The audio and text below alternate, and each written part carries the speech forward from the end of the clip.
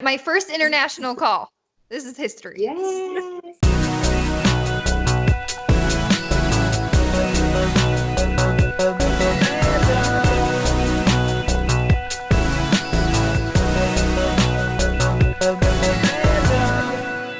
Hey there, Amanda Smith here with Ticha Penicheiro, all the way from Portugal. Thanks for joining me on the show today.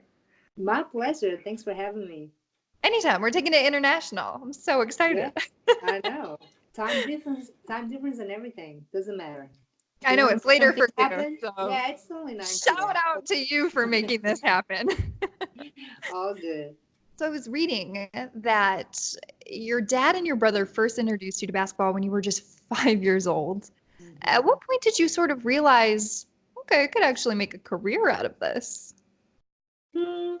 I don't know if I realized I could make a career, but I definitely fell in love with the game. I enjoyed playing. A lot of times it was me and a bunch of boys, and trying to prove myself that I can actually play with them if they would let me.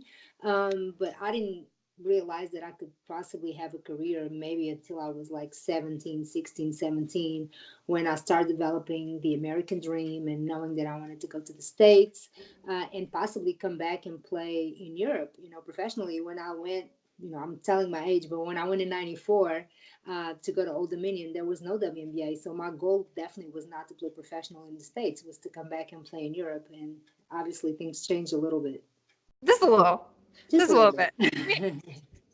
When you made the decision to go to Old Dominion, what was the transition like moving from Portugal to the United States?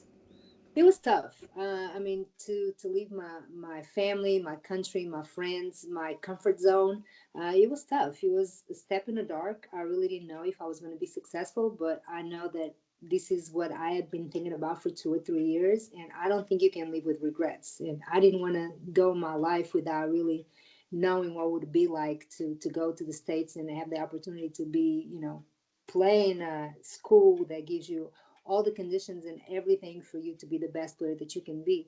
So it was tough, but I know that was the decision that it changed my life completely. So I have absolutely no regrets. Clearly. In your WNBA career, out of all of your accomplishments, is there an achievement that stands out to you the most?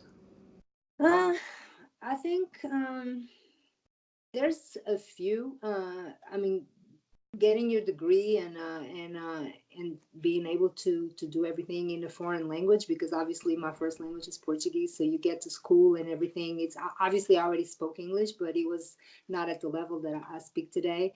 And I remember being in school and being so overwhelmed trying to write everything the professor was saying. And then so obviously, getting to the final four, make sure Old Dominion was top 25 for most of my junior and senior year, and then being the number two draft pick. I mean, there's so many things. Winning a WNBA championship was huge, probably like the highlight of my career. So there's a lot of things that I've done and I accomplished. Obviously, this is a team sport, so you never accomplish anything by yourself. But there's really hard to pinpoint just one.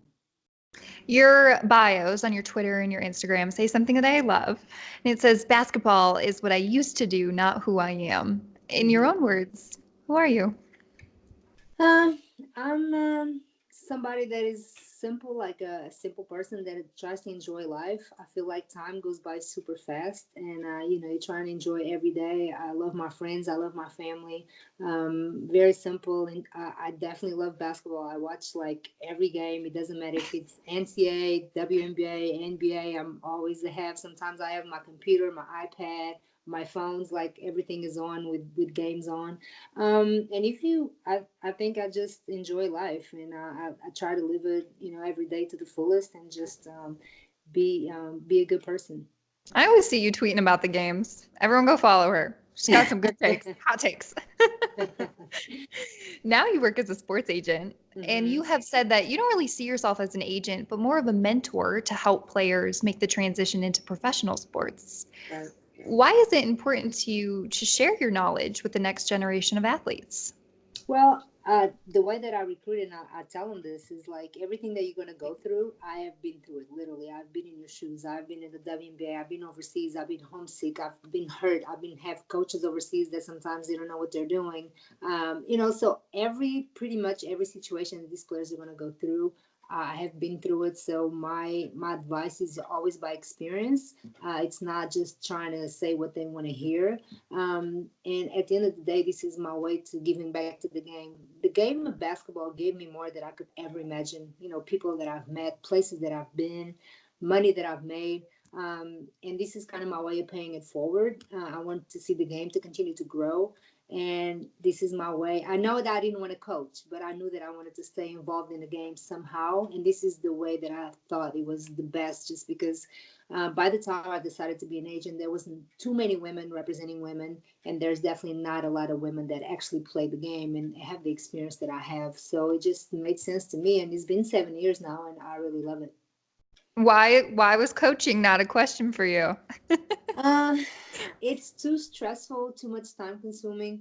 I kind of gave almost probably like more than half of my life playing basketball, Yeah. being away from home. I left home when I was 16, so it's been a lot of the time has been robbed from being with my family. And being an agent, it's great because honestly I can work anywhere in the world. I can be in China, in Iceland, in Prague, in Miami, and anywhere in the world. As long as I have my phone and my computer, I can do my job. And so I can spend more time at home. That's why I'm here now, spending time with my family. I have a little nephew that is 11 years old, and you just miss so much. And like I said, I've been away from home since I was 16, and my parents are getting older, and I just want to make sure that I want to enjoy them, while they're here. We need a little app that's like, where in the world is Tisha this I week? know. Okay, guys, don't go anywhere. Coming up next, we are playing a get to know you game. Stick around. Welcome back inside How She Did It, here with Ticha Penicheiro, and we are playing Getting to Know You this week. So, Tisha, your most memorable game could be like in Portugal when you were 6, could be in the WNBA. I think it was actually in the field house at Old Dominion when we played Tennessee, and this is like Tennessee of Pat Summitt, Shamika Holtzclaw, and everybody knows me for passing the ball, but that game, I don't know, I just decided to score, and so I scored like 25 points, and it was obviously for me it was a lot, and I know that I had a bunch of assists. I don't even remember how many assists I had, but I remember I had 25 points because at the time was my career high, and sometimes I would get closer to like 23, and we were playing like not a great team, and I would never want to score again because I always wanted to say on my bio that my career high was against Tennessee, not against like William and Mary or Richmond or something, right? But and we won that game. So it's, I mean, obviously you want to have a good individual game against a great team, but definitely, like I said before, we play team sports. So I would say winning the WNBA championship in Sacramento in front of our fans in 2005 against the Connecticut Sun. Those assists just came too easy for you. You're like, yeah, I had some assists that game, but 25 points. Yeah, 25 points. That's important. Someone that inspires you. My parents, they worked so hard. They were just like blue collar people, and they just the way they raised me and the education they gave me, they raised me the right way to be kind to people and to have humility. And like they're the ones that I always wanted to be proud of me. So I would say them for sure. Funniest memory you have in your career? Fun memories. Like funny. Oh, funny. Or fun. Funny Uh, or fun. Whatever you want. We're very flexible Yeah, I here. mean, like there's so many because when you are part of a team and you spend so much time, I mean, honestly, the championships and the accolades are great, but the memories that I have is sometimes from the bus, from the airports, from the locker rooms, things there have nothing to do with basketball or X's and O's, but just being around my teammates and sometimes, people tripping and falling, but are you okay? And then we laugh. So, but I don't think I can give you like one specific thing. At least I can't remember one right now, but definitely just the camaraderie of my teammates and any team that I played overseas or in the WNBA. It was always great times and just the memories that we have from making fun of each other and so stuff like that. Yeah, you remember anymore. You just shoot me a text. I got you. Okay, I got you. You have said that Magic Johnson was your idol growing up. Why? Hmm. We both played the same position, and we were both had a little bit of flair, and we were both tall. So I mean, a lot of people like start calling me Lady Magic, and I wasn't. I mean, this is back in when I was growing up in the early '90s. It's not like I had YouTube or internet that I could go and watch anybody on the internet, right? So I had one NBA game on Sundays afternoon that came on tape delay, and I always watch it. And obviously Magic, because he played my position, so Magic and Michael Jordan were my favorite players. And I remember every time on Sundays I would like watch the NBA game and then go to the playground and try to emulate or do whatever I saw Magic doing. And I remember I had a chance to meet him back. I think he was in an All Star in Houston, and he came up to me and he was like, "What's up, Lady Magic?" And I'm like, "Oh my God, he knows who I am." So yeah, but a lot of people compare it. I mean, obviously the no look passes and the flash, and I think because also because of his height, because we're both really tall point guards. Obviously, I was 5'11" and he's 6'9", but comparing, I think that's why I love them so much. That is so cool. You're like, Magic Johnson just called me Lady Magic. Okay, Yeah, I that's was me. like, Yeah. "Who I am? Oh my God." I love that. Okay, guys, one last break, and then next, Tisha's answering your questions. Don't go anywhere. Welcome back inside How She Did It. Thank you for sending in your questions for Tisha this week. So, Carmen Grande would like to know, how do you keep your passion for basketball alive after so many years?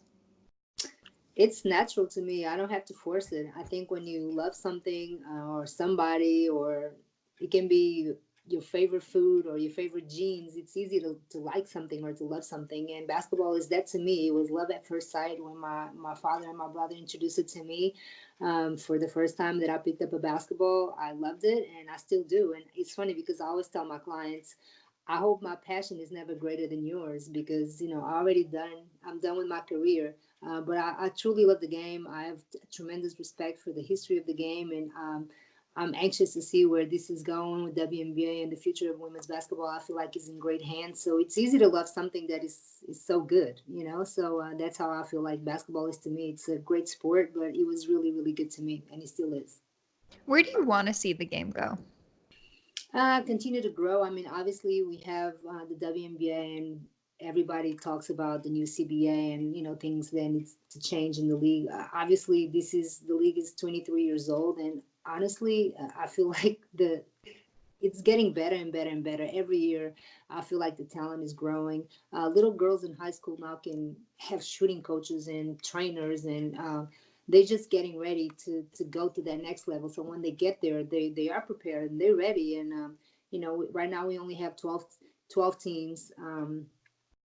And not enough jobs. So I would love to see the league grow a little bit more, have more jobs, have more teams, the arenas to be full and to people really respect it. And sometimes I feel the people that don't respect it, they never really been to a game and they never really seen us play. And obviously the salaries, and I mean, we don't have enough time for that, but I think, I mean, we talk about diversity and equality and equality in pay. Obviously, we nobody ever said that we should make the same as the NBA players make. Nobody ever said that. Those are people that try to change words in people's mouths. But obviously, I just wanted to see the game to continue to grow and for women to get paid accordingly. It's tough.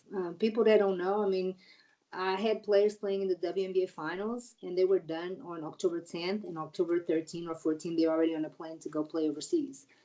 So you don't really have time to rest, like mentally or physically, and you really have to hustle and grind to make ends meet. This kind of goes off of what we were just talking about. Steph Mards would like to know, why do you love basketball? Why do I love basketball? Yeah.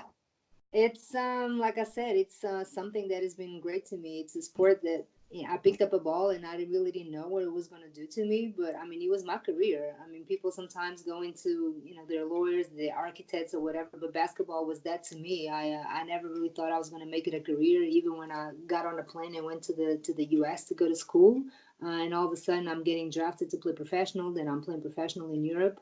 So that's why I love basketball. It's something that has been great to me, and like I mentioned before, it's not just because it was my job, but I have so many great memories. I've met so many incredible people.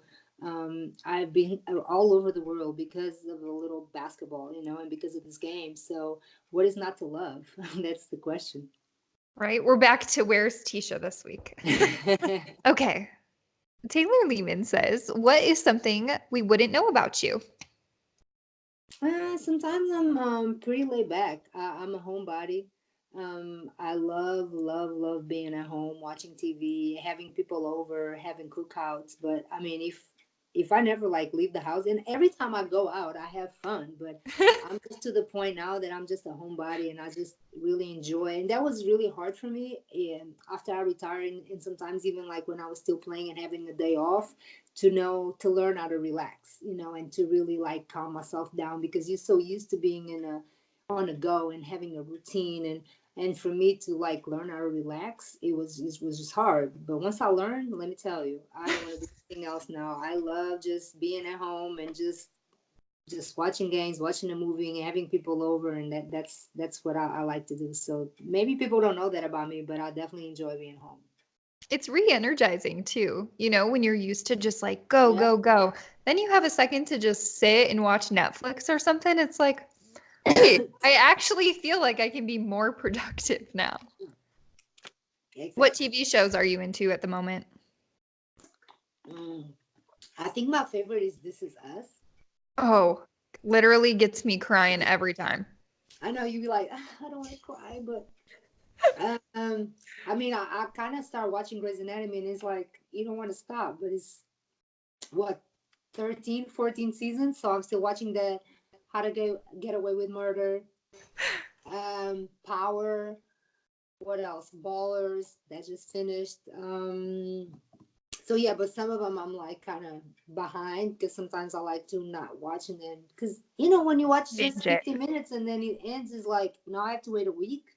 Yeah. So yeah, I cheat and I just like wait, and then you're on social media and you're like, oh my god, I think somebody died. Oh, and then it's like, okay, I gotta watch it now. This So, is but good advice. yeah, Just wait. Binge it all yeah, at once. exactly. That's what I do with most of them. Yeah. So It sounds like we watch all the same shows. So now we can talk about them. yes. Like, oh my gosh, I can't believe he died. You're like, I haven't watched it yet. Yeah, Get off that's of why my sometimes timeline. I used to hate when I was on the West Coast and people on the East Coast used to spoil Yeah. everything on Twitter. And now I'm like overseas. Sometimes I watch it even before everybody. So All right. Final question comes from Solly Lowe. He says, Tisha, what is something you would want to tell young female athletes today? I always say, believe in your dreams and really work hard to make the dreams become a reality. I think I remember even looking at myself, growing up in a small city in a small country that it's not known for women's basketball, and to look at my I mean, I don't know, like my success, because since I was little, I always was stubborn, like the guys wouldn't let me play with them, and I waited my turn. Sometimes they only had seven, and okay, you can go, so you can play with us, so we can go 4-on-4. So I was really stubborn and just persevere, and I just follow my dreams. I always wanted to go to the States, and I did that. I wanted to play professional. I did that. So and obviously, as you get to one dream and one goal, then you need to get another one and another one and another one. So you just set goals for yourself, and you try to accomplish them no matter what anybody says. Obviously, I had immense support from my family, and without my parents' support and my family and my friends, I definitely would have not ever even left Portugal to go to the U.S. But that's what I would say. But no dream and no goal is going to be accomplished without hard work. So you have to work hard every day, and listen to your coaches and your parents, because they know what they're talking about. You are phenomenal and amazing, and it has been such a treat to talk with you today. My first international call. This is history. Yes. Well, thank you Hey, so much brother. for joining me. Thank you so much for having me. It's a pleasure. Good luck to you and everything that you do. I know you do a great job, and you always fight for women's basketball and for equality. So I commend you for that. And yeah, let me know when this is live so I can put it out on social media, and let's continue to fight for women's basketball and all women in sports to continue to grow. Hell yeah. Celebrating it all. I love it. All right, Yes. guys. For Ticha Thank Penicheiro, I'm Amanda Smith. We'll catch you next time on How She Did It.